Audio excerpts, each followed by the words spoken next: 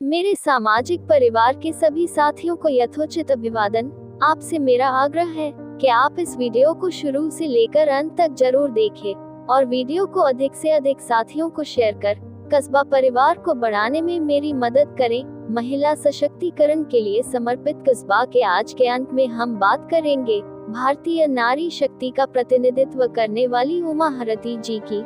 साल 2022 के UPSC CSE result में खास रिकॉर्ड बना है। इसमें लड़कियों की संख्या में इजाफा हुआ है। सिर्फ यही नहीं, टॉप 10 में 6 और टॉप 5 में 4 लड़कियां हैं। तेलंगाना की रहने वाली उमा भारती एन ने यूपीएससी CSE 2022 परीक्षा में तीसरी रैंक हासिल की है। चलिए जानते हैं उनकी सक्सेस स्टोरी के बारे में। इस साल स्कूल कॉलेज से लेकर यूपीएससी परीक्षा तक हर जगह बेटियों का दबदबा है। जहां बोर्ड रिजल्ट में बेटियों ने सफलता के झंडे गाड़ दिए हैं, वहीं यूपीएससी रिजल्ट 2022 में भी टॉप 10 सफल अभ्यर्थियों में से 6 लड़कियां ही हैं। इशिता किशोर, गरिमा लोहिया, उमा भारती और स्मृति मिश्रा ने यूपीएससी परीक्षा 2022 में टॉप 4 रैंक्स हासिल की हैं। मीडिया रिपोर्ट्स के मुताबिक उमा भारती तेलंगाना की रहने वाली हैं। उनकी उम्र 28 साल है। उन्होंने IIT हैदराबाद से सिविल इंजीनियरिंग में बीटेक किया है। उनके पिता एन वेंकटेश्वरलू एक IPS अधिकारी हैं। फिलहाल वह तेलंगाना कैडर में नारायणपेट में SP के पद पर कार्यरत हैं। उमा का ये 5वां अटेम्प्ट था। वह सिविल सर्विस परीक्षा में 4 बार फेल हुई थी। 5वें अटेम्प्ट में उन्होंने अपनी पुरानी गलतियों से सबक लेकर उनमें सुधार किया। उमा ने ऑप्शनल विषय के तौर पर एंथ्रोपोलॉजी चुना था। अपनी पढ़ाई पूरी करने के बाद उन्होंने online civil service coaching institute join कर लिया था। वहां उन्होंने करीब 6 महीने पढ़ाया था।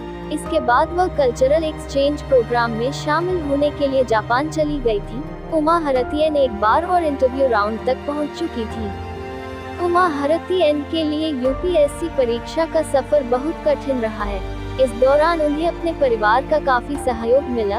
यूपीएससी टॉपर उमा एस्पिरेंट्स को खुद पर भरोसा रखने की सलाह दे रही हैं। उनका कहना है कि परीक्षा देने से पहले उसे समझना जरूरी है। इसके लिए अपनी स्ट्रेटेजी बनाएं और अपनी कमियों व असफलताओं को स्वीकार करने की हिम्मत रखें। भारती ने कहा, इस परीक्षा में भावनात्मक सहयोग, परिवार के सहयोग की जरूरत होती है।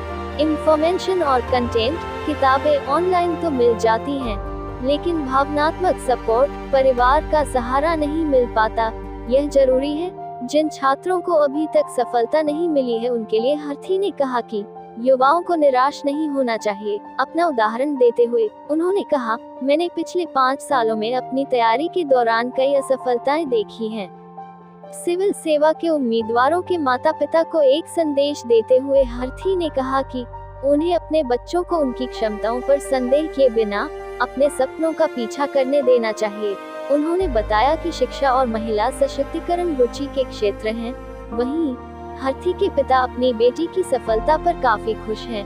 उन्होंने कहा कि उन्हें नारायणपेट जिले का नाम रोशन किया है। पिता एन वेंकटेश्वरलू ने कहा कि उनकी उपलब्धि आकस्मिक नहीं थी, बल्कि भारती ने प्लानिंग करके कई प्रयासों के बाद यह पाया है। इसके लिए पिछले 10 सालों से परिवार ने भारती को समर्थन किया है। उन्होंने छात्रों को पढ़ाई पर ध्यान केंद्रित करने और गैर जरूरी चीजों में अपना समय बर्बाद नहीं करने की सलाह दी। बता दें कि सिविल सेवा परीक्षा 2022 के लिए 933 सफल उम्मीदवारों में से 613 पुरुषों और 320 महिलाओं ने क्वालिफाई किया है। वहीं शीर्ष 25 उम्मीदवारों में 14 महिलाएं और 11 पुरुष शामिल हैं। आज वो हमारे देश और पूरी दुनिया में नारी समाज का सम्मान और गौरव बढ़ा रही है और नारी शक्ति के रूप में प्रेरणा की मिसाल बन चुकी है। कस्बा इस महान भारतीय नारी की कड़ी मेहनत, पक्का इरादा और अनुशासन को प्रणाम करता है और कामना करता है कि हमारे भारत में हर दिन ऐसी बेटियों का जन्म हो। उमा भारती जी को एक बार फिर बहुत बहुत बधाई एवं शुभकामनाएं।